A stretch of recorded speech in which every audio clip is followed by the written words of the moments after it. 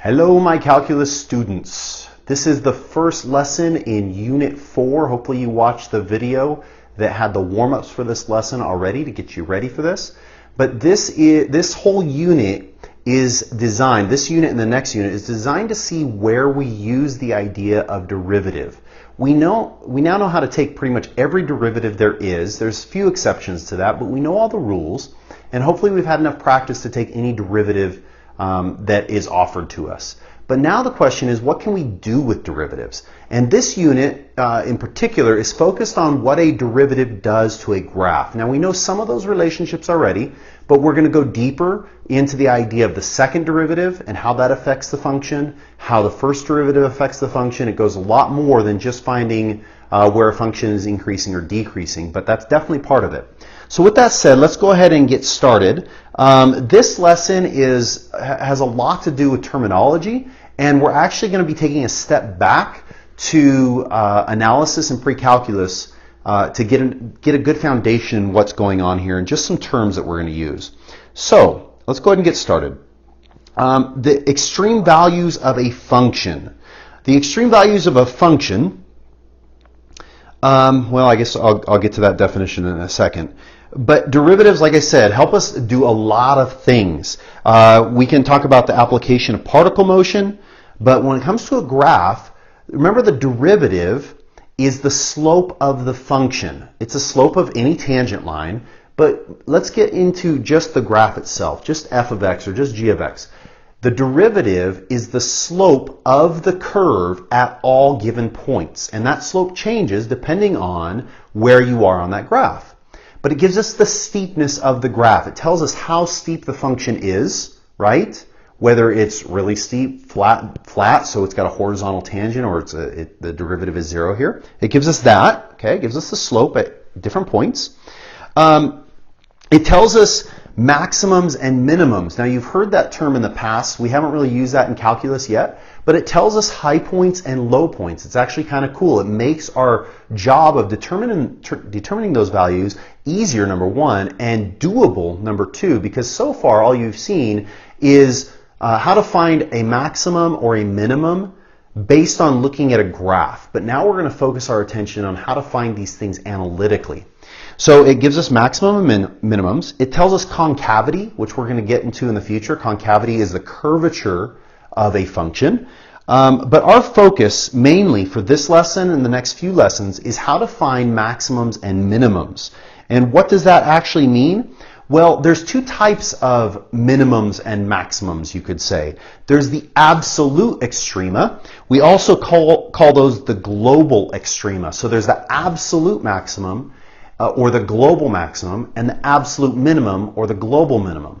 Just because those terms are there doesn't mean that there is always an absolute maximum. Sometimes there is no absolute maximum. Sometimes there is no absolute minimum, but sometimes there is. So we're going to talk about that. But the definition of an absolute extrema, whether it be an absolute max or an absolute min, is the highest point on the graph. The highest point on the graph, or in terms of the absolute minimum, the lowest point on the graph. So again, when we talk about absolute maximums, another way of saying that is a global maximum, the highest point on the graph, and then absolute minimum or a global minimum is the lowest point on the graph of a function. Okay? So let's go ahead and take a look at an example of what this looks like. The graph that you see over to the left is just the graph of a function, okay? And our goal is to figure out the absolute maximums and the absolute minimums, or the global max and the global min of this function. So it's pretty straightforward. The absolute max is the highest point. So the highest point we can see is right here. We would say the absolute maximum occurs when x equals -4, and the absolute maximum is 4.5, okay? So that's the absolute maximum. Absolute maximum, again, is 4.5 because we're talking about y values, but we would say that it occurs when x equals -4, or the coordinate for that would be -4, 4.5. For the absolute minimum, well, that's the lowest point on this graph. So the lowest point is when x equals 1, And we would say the absolute minimum or the global minimum is -2. So the absolute minimum is -2, and it occurs when x equals 1. All right, so that's pretty straightforward. That's pretty easy. Let's go ahead and take a look at some practice problems here just to kind of get the idea of what this looks like. These are all graphs that you should be able to graph pretty easily, just so we have a good idea of what's going on. So for number 1, it tells us that the function is y equals x squared, and we're looking at the closed interval -3 to 3. Okay, and so we're going to go ahead and graph this. This is pretty straightforward. It's just a regular old parabola, and the vertex is 0, 0, because there's no shifts or anything like that. It's a closed interval, so this is a reflection, and we're going to have closed dots here. So at -3 and 3 is our endpoints, and if we were to plug those in, we would actually get a value of 9. So this one's a kind of unique. We would say that the absolute maximum is the highest point. Well, in this case, we actually have 2 high points. Now, we can't say that there are 2 absolute maximums, because that would be a contradiction. The absolute maximum is the highest point on the graph. But in this case, both of these points have equal heights. They both produce the absolute maximum. So we'd say the absolute maximum is 9, and we would say that it occurs when x equals -3 and 3. So there is only one absolute maximum, but it occurs in 2 different places. Okay? So that's the first example there. Now, what about the absolute minimum? Well, the absolute minimum is down here at this point, and we would say it's 0, and we would say it occurs when x equals 0. So that's pretty easy, pretty straightforward. Now, a quick side note: we use the word absolute or global to mean the absolute highest or the absolute lowest. But if I were to say what is the maximum, that's a shorter way of saying what is the absolute maximum. We're going to start talking about relative extrema later on. But when I say maximum, I'm talking about the global. All right, for number 2, this one's a little bit more in depth because we have a function that we have to do some work with. So again, it's another parabola, y equals -x squared plus 2x plus 3. All right, and I'm going to go ahead and factor this guy. So I'm going to factor out a negative. And then I'll keep factoring. So we got -x minus 3 and x plus 1. So I can graph this. I know my x-intercepts pretty easily. My x-intercepts are 3 and -1. Okay. And then this graph opens down. Okay, so it's going to look something like this. We can find the vertex pretty easily. Remember, the vertex is -b over 2a. So the vertex is x equals -2 over 2 times -1. That's -2 over -2, which is 1. And we can see that in the graph because that point is exactly in the middle of those 2 x-intercepts. And then we would go ahead and plug 1 in to find that point. So 1 squared negative, so -1 plus 2 is 1 plus 3 is 4. So that value is here. Okay. And then we are looking at the interval from -2 to 3. That's a open interval, and that's a good thing to discuss here. At -2, we don't have a value, but it's approaching that value. So if I plug in -2, I end up with -4 minus 4 is -8 plus 3 is -5. Okay, and that's going to be an open interval there. And then if I plug in 3, 3 squared is 9, -9 plus 6 is -9 plus 6 is -3 plus 3 is 0. Oh, we already have that one. That's when x equals 3. So we have this parabola, and this is going to be an open interval. So at this one, it's open. We have this parabola that looks something like this. Okay? Now, this one is a very good example to look at in terms of what I mean by there not being a certain absolute extrema. So if we're going to list our extrema, we would say that we have an absolute maximum of 4. So we can see the highest point is 4, and we would say that it occurs when x equals 1. Now, we knew that based on our Algebra 1 skills, just finding a vertex and going from there. But that's pretty easy for a parabola. What happens if it's a much more complicated polynomial or a trig function or something like that? There's a much easier calculus way of doing this. But again, this lesson is just the basics of what extrema are. Now, here is something that's very important. In terms of the absolute minimum is the lowest point on the graph. Well, we could trace our curve to the lowest point. Well, we can see that all these points are lower than this point. We get down to here and we can see that that's an open circle. So really, there is no absolute minimum in this function. The absolute minimum does not exist. There is no absolute minimum. Okay? And I want you to think through this logically. You go, well, that point is lower than all the other points. That is true. This point, when x equals -2, seems to be lower than all the other points. The problem is, when x equals -2, the graph doesn't exist because this is an open interval. So be careful with that. There is no absolute minimum. And now if we go a little bit in, like x equals -1.9, right? That is just above x equals -2.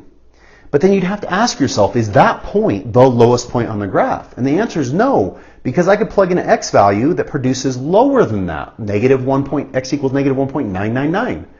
And then x equals -1.9999999. And I could keep doing that and keep doing that, and I could approach x equals -2. So some people might argue, well, the absolute minimum is approaching -5. I don't really like that terminology. That doesn't really work. There is no absolute minimum because there is no specific point that is lower than all the other points. Or another way of saying that is this point, when x equals -2, would be the absolute minimum if it existed. But it doesn't on this interval, so there is no absolute minimum. Okay?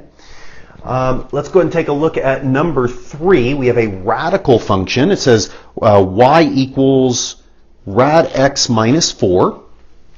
So number 3, y equals radical x minus 4. And if we were to graph this, this is a radical with a shift down of 4. So we'd go down 4, put a point, and if you remember your slope pattern of radicals, that would be up 1 over 1, and then up 1 over 3, and so on. But we get this, I guess some of you guys call it an eyebrow function, right? And then it doesn't give us an interval. That's the function, okay? So that means we are looking at this function over its domain. So we have an arrow that keeps going. So we would say if I could spell, the absolute maximum, well, what is the highest point on this graph? This one's a little bit easier to see, but I wanted you to see a couple different dynamics where the absolute extrema do not occur. If I were to trace this function on and on and on and on, this function will always be increasing. There is no horizontal asymptote, there is no maximum point. This function just keeps going up and up and up. So we would say the absolute maximum does not exist. Does not exist. Because this function is increasing forever. Now, if there was an interval of some sort, and specifically a closed interval, then we would say that there is an absolute maximum. If there was an open interval, then there is no absolute maximum for the same reason as the previous problem. But the absolute maximum in this case does not exist, or we could say there is no absolute maximum. What about the absolute minimum? Well, the lowest point on this graph is here. And so we have to ask ourselves, does the point actually exist there? Yes, it does. If I plug in x equals 0, the square root of 0 is 0, and then minus 4 is -4. So the absolute minimum is -4, and we would say that it occurs when x equals 0. So those are 3 good examples of identifying absolute extrema just by looking at a graph. Okay? So now from here, I have a couple other examples. I want to look at parabolas. Let's see. Let's put these up here. There we go. I want to look at just a basic function, an x squared function. Let's say that y equals x squared. And in this first case, we're going to look at the interval of, well, like we did before, we're going to look at the interval -3 to 3. Okay? So we're going to have a graph that looks something like this. All right. And it's a closed interval. Now let's look at the interval with an open interval of -3 to 3. Okay. So we have the same graph, but in this case, we're talking about open intervals. Okay. And then let's talk about, we'll go through a few different scenarios here. The closed interval -3 to the open interval 3. Okay, so we have a parabola again, same graph, closed here, open there. And then, so we'll look at these three and then I'll change up the scenario just a little bit with the other intervals. The absolute maximum, is there an absolute maximum? Yes. This value is the absolute maximum because it's the highest point on the graph. Is there an absolute minimum? Yes, it's when x equals 0, the absolute minimum is 0. And the absolute maximum was 9 here because I plugged those in. Is there an absolute maximum? No, because over this open interval, there is no singular point that's higher than all the other points. This height would be higher than all the other points, but that point does not exist. So there is no absolute maximum. There is an absolute minimum. Okay. In number 3, is there an absolute maximum? Well, we can see here, this reflection here, this value exists, this value doesn't. This value is the highest point on the graph. This value would be the same as that. So there is an absolute maximum. It is y equals 9, and it occurs at x equals -3 in this case. Whereas in number 1, the absolute maximum occurred at -3 and at 3. Is there an absolute minimum? Yes, there is. So there's those intervals. Now let's take a look at, let's change the intervals a little bit here and talk about smaller parts. So let's take a look at the interval from 0 to 3, closed, versus the open interval 0 to 3, versus the open 0 to 3, open 0, closed 3, and then we will look at the closed 0 and the open 3. So we'll look at these scenarios now. So now we're only looking from 0 to 3, so it looks something like this, closed interval. On number 2, it's going to be an open circle here and an open circle there. Here we're going to have an open circle at 0 and a closed circle at 3. And then at 4, we're going to have a closed circle at 0 and an open circle at 3. All right, so those are the 4 new scenarios that I want to talk about here. So now, is there an absolute maximum? Yes, because there's a point higher than all the other ones. Is there an absolute minimum? Yes. Is there an absolute maximum for number 2? No, because there is no singular point that's higher than all the other ones. Is there an absolute minimum? No, because there is no point that's lower than all the other points on that interval. Is there an absolute maximum? Yes. Is there an absolute minimum? No. Is there an absolute maximum? No. Is there an absolute minimum? Yes. And then one more scenario I want to go through because I think this will be beneficial in our understanding also. Same function, but now let's talk about the interval -1 to, let's keep it a little bit closer, -1 to 2. Okay, open interval, and then we'll do it the other way. Sorry, let's say -1 to 2 closed interval. So just so we can compare. So now we've got a parabola. At -1, we get a value of 1, and it exists there. And then at 2, we would get a value of 4, so it's up here. So it looks something like this. And then this will be an open interval. And then for this guy, same scenario, but closed in both cases. So this one tends to be a sticking point for some people, just a little bit. Is there an absolute maximum on this graph? Well, some people might say, yes, there is. Because even though this high point doesn't exist, there is another high point. But then we have to ask ourselves, is there any points that are higher than this point on the graph? And the answer is yes, all these values above it are higher. So there is no absolute maximum in this scenario. Is there an absolute minimum? Yes, there is. In this case, is there an absolute maximum? Yes, there is. It's over here. And is there an absolute minimum? Yes, there is. It's down here. So I kind of wanted you to get an idea of different intervals affecting how an absolute maximum exists and doesn't exist. Same thing with an absolute minimum. Looking at a basic function here. All right, so let's go ahead and go on to the next slide. All right. The extreme value theorem. So far, we've had what's called the intermediate value theorem. We're going to have two more theorems that are huge to calculus. The second one here is the extreme value theorem.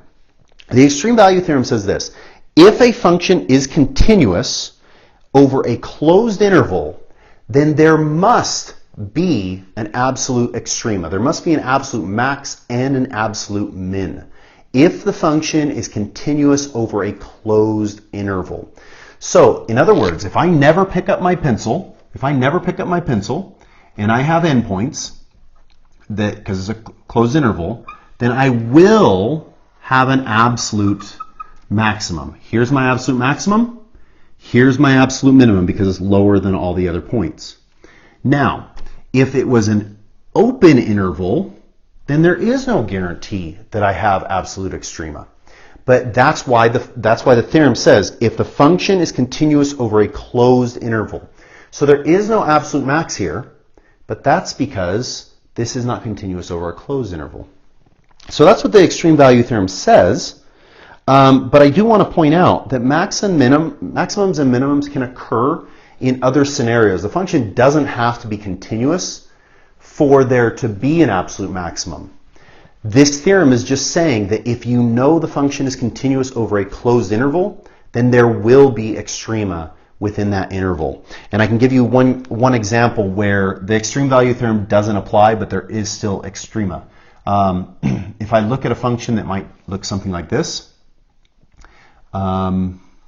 pretty simple. Is there an absolute maximum? Yes, there is. This is the highest point along this entire graph.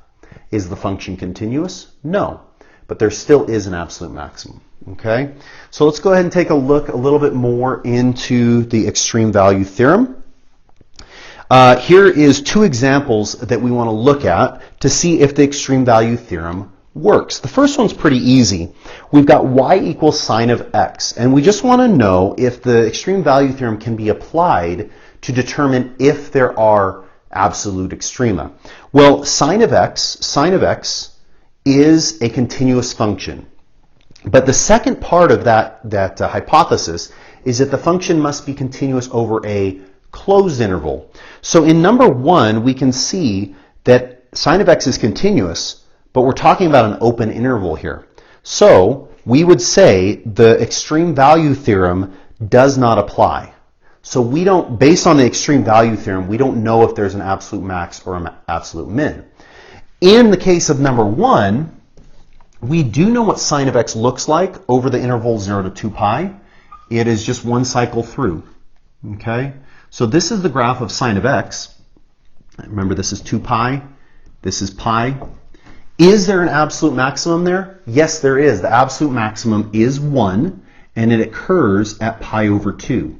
Is there an absolute minimum? Yes, the absolute minimum is -1, and it occurs at 3 pi over 2.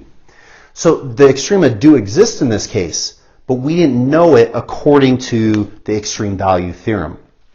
For number two, we have a piecewise function here. This one's a little bit harder to see. Is the function a continuous function? Well, we can't just look at that and see it. We have to do some work. If we look at the top part of the piecewise, we can see it's x cubed plus 2x. That's polynomial, so it's continuous over whatever interval it offers. And then the bottom part is a parabola, so that's continuous over whatever interval it offers. The only point that we are concerned with is the break in the piecewise. So remember, we have to check to see if this function is continuous over the closed interval. Well, we can see it is got a closed interval at -4. It's got a closed interval at 3, so everything's looking good so far. But we have a question mark when x equals 1. So this is going back to unit 1.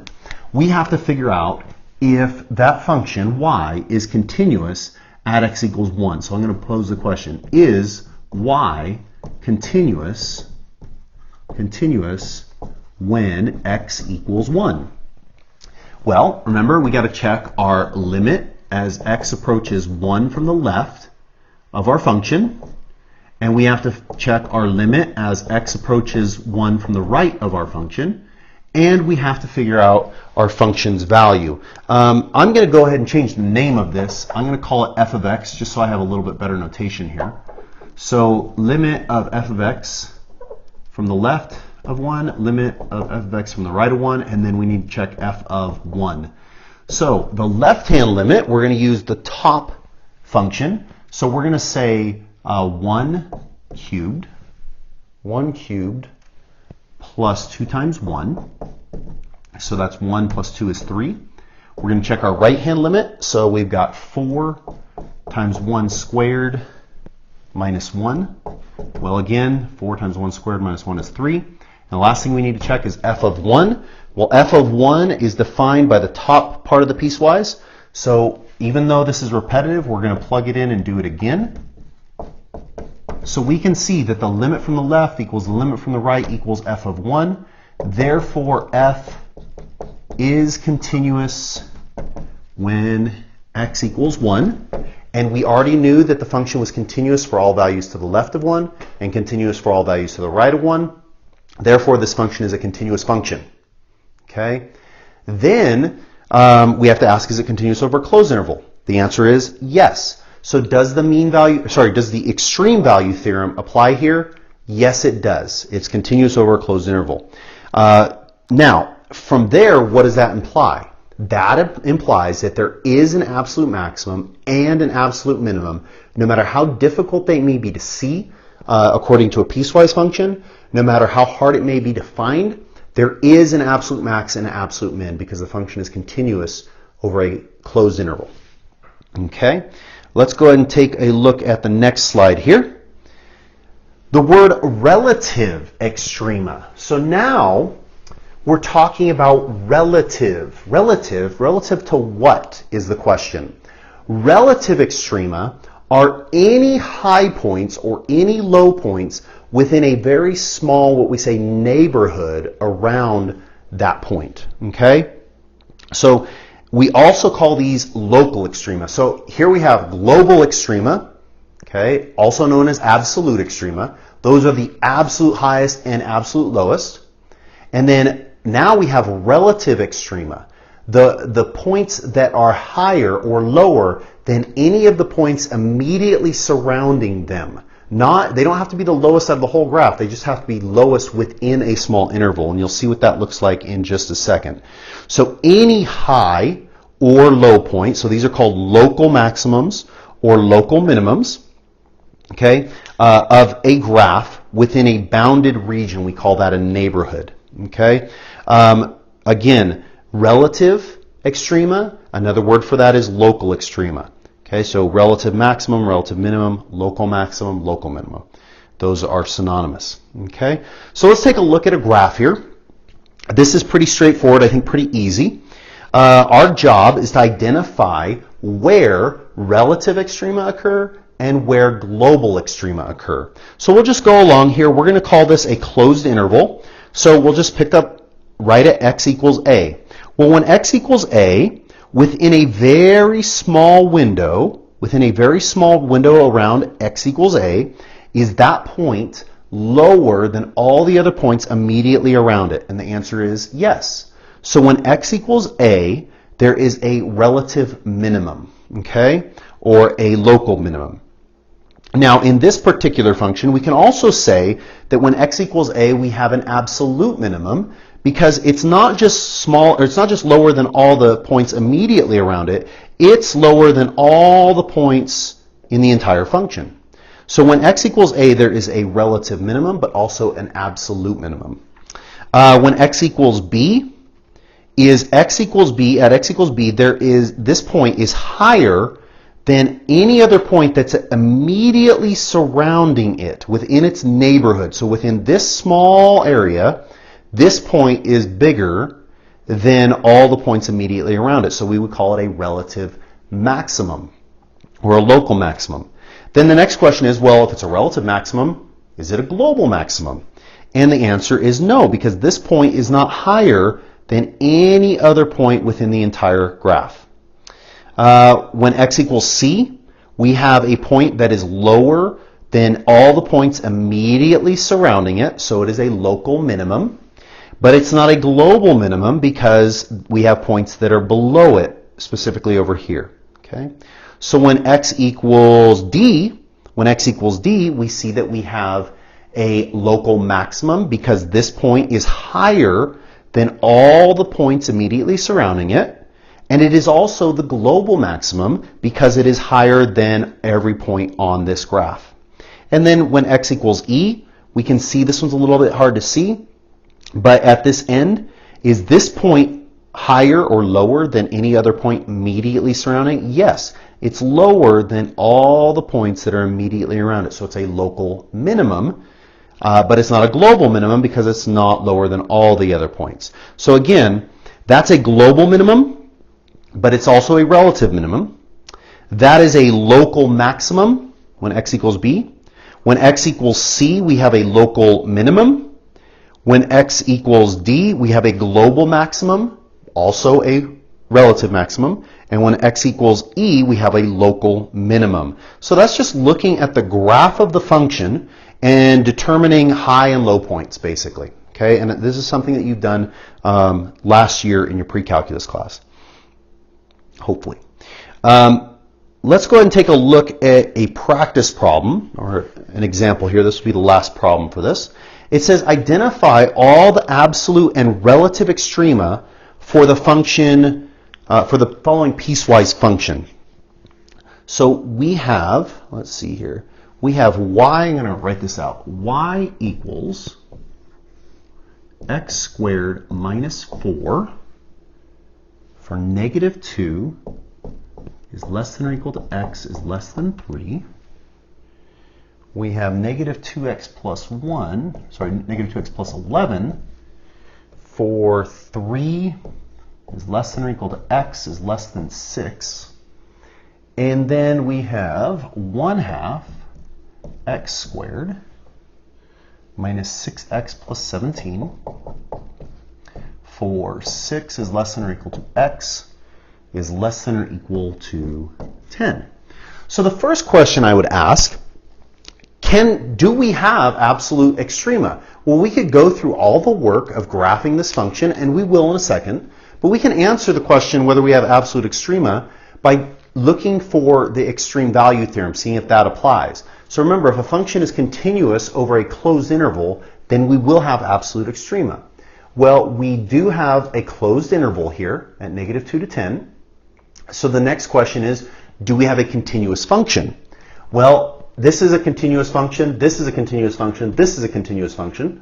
So the only places we might not be continuous are at the breaks of the piecewise. So when x equals 3, we might have a problem, and when x equals 6, we might have a problem. Well, I'm going to go ahead and find the left-hand limit at 3. That's 5. 3 squared minus 4 is 5. I'm going to find the right-hand limit at 3. Negative 2 times 3 is negative 6 plus 11 is 5.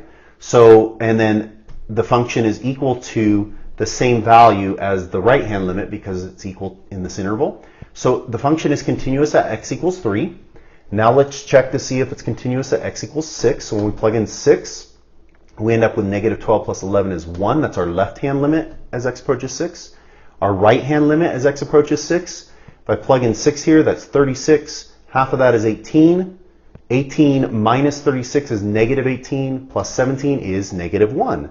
So this function, left-hand limit at 6 equals the right-hand limit at 6 equals the function's value at 6. So this function is continuous over the closed interval. So there will be absolute extrema here. Let's go ahead and just get an idea of this graph so we know what's going on.